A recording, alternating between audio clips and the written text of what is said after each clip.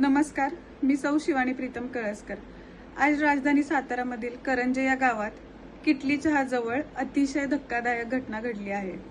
एका शाळकरी मुलीला एका युवकाने तिच्या गळ्याला चाकू दाखवून जी दहशत माजवली आहे ते अतिशय चुकीचं आहे आणि मी या बाबतीत प्रशासनाला विनंती करते की त्यांनी अतिशय कठोर कारवाई करावी आणि लवकरात लवकर तातडीने करावी।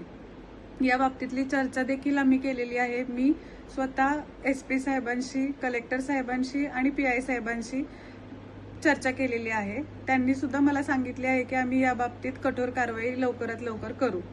आपला सातारा म्हणजे छत्रपती शिवाजी महाराजांच्या पावलांनी पावन झालेली भूमी आहे आणि या भूमीत जर असं घडत असेल तर हे अतिशय लाजिरवाणे आहे आणि मी प्रशासनाला पुन्हा एकदा विनंती करते की त्यांनी अतिशय तातडीने या बाबतीत कारवाई करावी आणि जर पुन्हा असे काही झालं तर साताऱ्यात खपवून घेतले जाणार नाही।